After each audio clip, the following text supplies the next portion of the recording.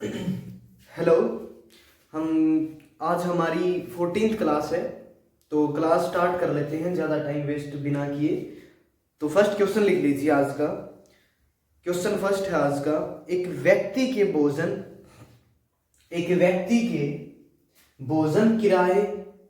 भोजन किराए और अन्य पर खर्च का अनुपात। एक व्यक्ति के भोजन किराए और अन्य पर खर्च का अनुपात। एक व्यक्ति के भोजन किराए और अन्य पर खर्च का अनुपात 2:3:5 है। 2:3:5 है। उसका खर्च 10%, उसका खर्च 10%, 20% और 10% बढ़ जाता है। यानी कि तीनों पे, एक पे 10%, दूसरे पे 20%, तीसरे पे 10%। उसका खर्च 10%, 20% और 10% बढ़ जाता है। तो बताइए उसके खर्च में कितने प्रतिशत वृद्धि होगी। तो बताइए उसके खर्च में कितने प्रतिशत वृद्धि होगी। तो बताइए उसके खर्च में कितने प्रतिशत वृद्धि होगी।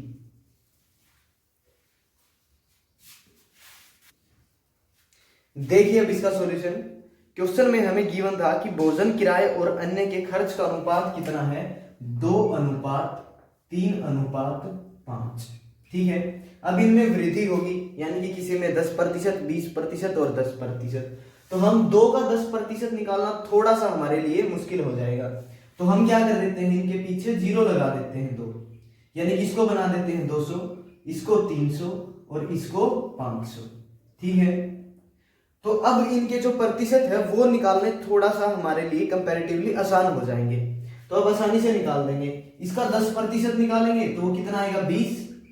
ठीक है। और इसका 20% निकालेंगे तो वो कितना आएगा, 10%, 30 होगा। और डबल कर देंगे तो 60 होगा। तो इसका 10% कितना होगा, 50 होगा।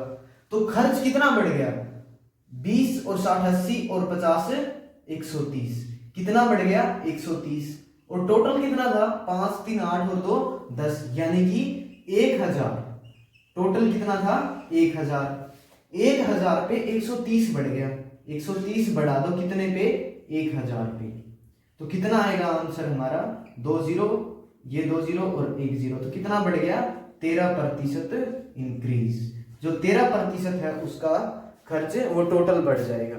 ठीक है, कर लेना होगा। नेक्स्ट क्वेश्चन नोट करिए। अब एक व्यक्ति का भोजन किराए और खर्च, एक व्यक्ति का भोजन किराए और अन्य पर खर्च, एक व्यक्ति का भोजन किराए और अन्य पर खर्च का अनुपात, और अन्य पर खर्च का अनुपात 1:2:3 है। 1:2:3 है। उसका खर्च 50%, उसका खर्च 50%, 20% और 10% बढ़ जाता है। उसका खर्च 50%, 20% और 10% बढ़ जाता है। तो बताइए उसके खर्च में कितने प्रतिशत वृद्धि होगी। तो बताइए उसके खर्च में कितने प्रतिशत वृद्धि होगी। करें टोटल अभी। देखें अब इसको। क्वेश्चन के अंदर गिवन था कि भोजन किराए और अन्य पर खर्च का अनुपात कितना है, 1:2:3 है। तो इसका प्रतिशत निकालना थोड़ा सा मुश्किल होगा। तो इसको कर देते हैं 100, इसको कर देते हैं 200 और इसको कर देते हैं 300। ठीक है। अब इसका कितना प्रतिशत बढ़ जाता है, 50%। ये कितना हो गया, यानी कि 50% कितना आ जाएगा इसका, 50। कितना बढ़ गया ये, 50। तो इसका कितना प्रतिशत बढ़ेगा, इसका बढ़ेगा 20%। 10% 20 होता है, 20 कितना हो जाएगा, 40। 20% कितना आएगा, 40। अब 300 का कितना प्रतिशत बढ़ेगा, 10%, यानी कि 30।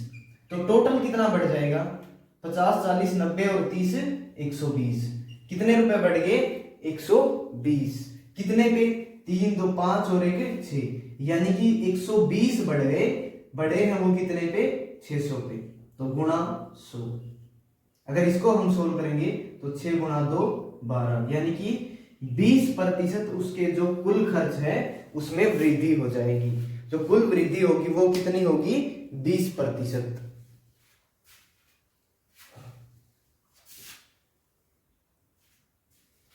नेक्स्ट क्वेश्चन नोट करिए। अब एक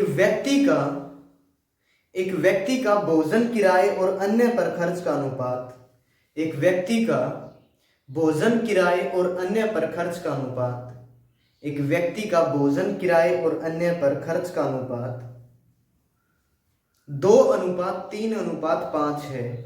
2:3:5 है। उसके खर्च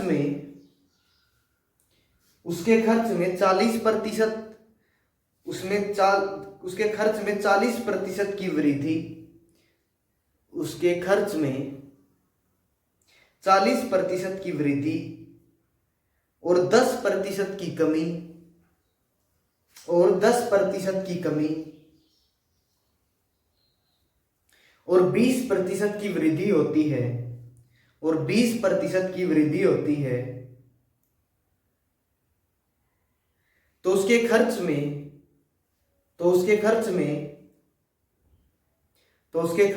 कितने प्रतिशत की कमी होती है? तो उसके खर्च में कितने प्रतिशत की कमी होती है? तो उसके खर्च में कितने प्रतिशत की कमी होती है? देखिए अब इसका सॉल्यूशन। अनुपात कितना दिया है? उनके जो खर्च हैं, खर्च का अनुपात दिया है 2:3:5। इसको लिख लेंगे हम 200, 300 और 500, ठीक है। और पहले कितनी वृद्धि होती है? 40% की वृद्धि होती है, यानी कि इसका 10% कितना 20, और 4 गुणा कर देंगे तो 20 का 4 गुणा कर देंगे तो यानी कि 80% की वृद्धि होती है। इस बार लगा लें उसके आगे प्लस, ठीक है, क्योंकि कमी भी दी गई थी। और कमी कितनी है? 10%, यानी कि 10% कितना आएगा 30, तो माइनस का लिख लें इसको 30, क्योंकि अब की बार इसमें क्या है? कमी की गई है। और इसमें क्या की गई है? 20% की वृद्धि, 20% की वृद्धि, तो 20% कितना आएगा इसका 100, तो ये भी क्या है? प्लस, यानी कि ये प्लस और प्लस कितने हो गए 180, और माइनस 30 कर देंगे तो 150, तो टोटल वृद्धि कितनी होगी 150। कितने पे हुई है ये? 150 की वृद्धि हो जाएगी, 5 3 8 और 2 10, यानी कि 1000 पे 150 की वृद्धि। अगर इसको सोल्व करेंगे तो कितना आएगा? 15% की वृद्धि हो जाएगी। कितने प्रतिशत की? 15% की वृद्धि।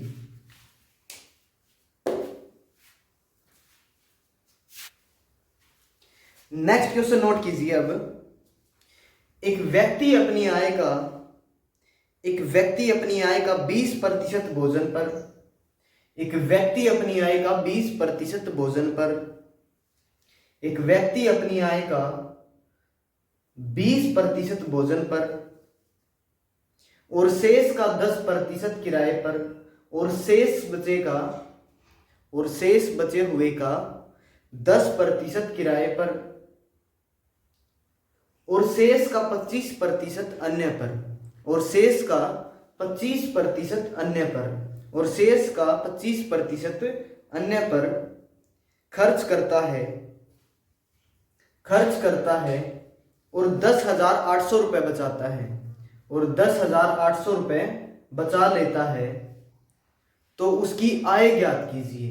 तो उसकी आय ज्ञात कीजिए। सॉल्यूशन देखिए अब इसका। एक व्यक्ति अपनी आय का 20% भोजन पर खर्च कर देता है, और फिर 20% खर्च करने के बाद जो बचता है उसका 10% किराए पर, और फिर उसके बाद जो बचता है उसका 25% अन्य पर खर्च कर देता है, और फिर भी 10,800 रुपये बच जाते हैं। तो उसकी आय बताइए। तो हम उसकी आय मान लेते हैं, कुछ भी रही होगी, x मान लेते हैं उसको, और इस आय का 20% भोजन पर खर्च कर देता है। अगर 20% खर्च कर दिए तो उसकी आय के कितने बचे? उसके पास बचे 80%, यानी कि अब वो आय अपने आप का कितना रहेगी 80%। यानी कि 100 रुपए हो 20 खर्च कर दें तो कितने बचेंगे 80 ही तो बचेंगे इसके अंदर। ठीक है, अब फिर उसके बाद जो ये बचे हुए हैं, ये जो बचे हुए हैं इसका कितना प्रतिशत और खर्च कर देता है, इस बचे हुए का 10% खर्च कर देता है। इस बचे हुए का 10% खर्च कर देगा तो कितने बचेंगे 90%। तो कितने बचेंगे 90%। ठीक है, फिर दिया गया है कि फिर भी जो बचा है शेष है उसका 25% और खर्च कर देता है। अभी इसका पूरा जो बचा हुआ है इसका 25% और खर्च कर देगा तो कितना बचेगा 75%। और उसके बावजूद भी जो ये रुपए बच गए ये सारे, ये कितने के इक्वल हैं, ये सारे के सारे 10,800 के इक्वल हैं। ये सारे 10,800 के इक्वल हैं। अगर इसको सोल्व कर लोगे तो x की वैल्यू आएगी, वही क्या होगा हमारा आंसर, वही क्या होगी उसकी इनकम। इसको सोल्व कर लें, 10,800 100 बटा 75 उस साइड जाएगा, 75 बटा 100 कितना हो जाएगा 100 बटा 75, और 90 बटा 100 कितना हो जाएगा 100 बटे 90। ये सारे के सारे हमने इस साइड से दूसरी साइड भेज दिए। ठीक है, तो वो क्या हो जाएंगे उल्टे, तो वो क्या हो जाएगा 80 बटा 100। अब इसको सोल्व कर लो, ये 2 0 गई। ठीक है, और 25 गुणा 3 75 और 25 गुणा 4 100। ठीक है, अब ये 9 पे काट दें तो 9 1 पे और 9 गुणा 2 18 और डबल 0। ठीक है, 3 पे काट दें तो ये आएगा 400 और इसको 8 पे काट दें तो आएगा 50। तो अब इसको सोल्व कर लो, 50 गुणा 4 कितना होता है 200। 200 के पीछे 2 0 और लगा दो, 200 के पीछे 2 0 और लगा दो तो कितनी थी उसकी इनकम, उसकी इनकम थी 20,000। और 20,000 का इतना इतना खर्च करते गया तो कितने रुपए बचे 10,800। अब शायद किसी को ये डाउट आ जाए कि यहाँ पे 90 और 75 कैसे आया, यानी कि 100 का जब 20% खर्च कर दिए तो 80 बच गए थे। कितने प्रतिशत बच गए थे 80%। तो 10% और खर्च कर दिए तो 70% आना चाहिए था। ऐसा नहीं होता, यानी कि 100 के 20% खर्च करने के बाद रुपए बचे 80। अब ये अपने आप का फिर से 100% है और 80 का 10% निकालेंगे हम, या ना कि 80% का फिर 10% और उसके अंदर से घटा देंगे, ऐसा नहीं करना होता। ये अपने आप का 100% बन जाता है और इसका 10% खत्म कर दिया तो कितना बचा 90%। ठीक है, और फिर ये अपने आप का सोल्व होके बन जाता है 100%। अपने आप का बोला मैंने, वैसे 100% नहीं होएगा। ठीक है, अब नोट कर लें इसको एक बार। नेक्स्ट क्वेश्चन नोट करिए। अब एक व्यक्ति अपनी आय का 20% भोजन पर, एक व्यक्ति अपनी आय का 20% भोजन पर, शेष का 50% किराए पर, शेष का 50% किराए पर, शेष का 50% किराए पर, और शेष बचे हुए का 30% अन्य पर, और शेष बचे हुए का 30% अन्य पर खर्च करता है, और शेष बचे हुए का 30% अन्य पर खर्च करता है, फिर भी 6,300 रुपए बचा लेता है, फिर भी 6,300 रुपए बचा लेता है, तो उसकी आय ज्ञात कीजिए।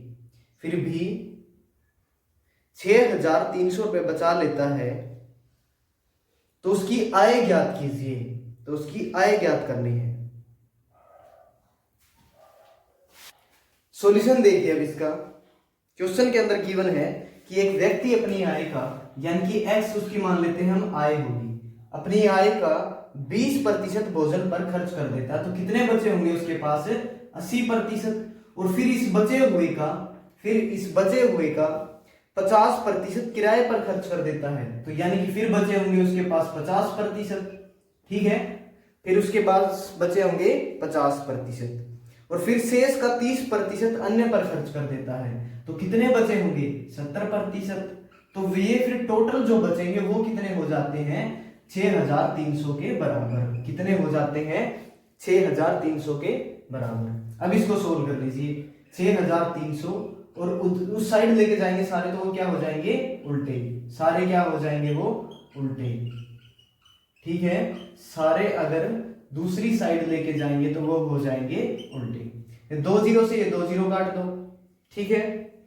और उसके बाद ये जीरो काट दो और 7 पे काट दो, 7 गुणा 9 63, ठीक है। तो 2 गुणा 4 8 और 25 गुणा 4 100। तो 2 गुणा यहां पे कर दो 50।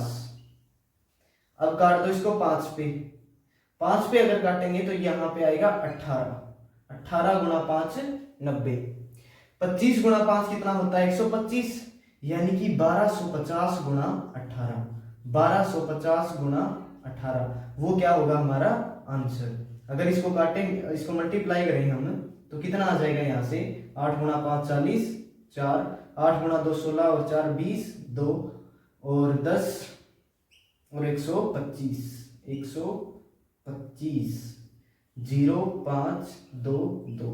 तो कितना आया 22 50 और पीछे एक 0। तो जो उसकी इनकम थी वो कितनी थी 22,500। जो उसकी इनकम थी वो पहले 22,500 थी, ठीक है। नोट कर लें अब इसको।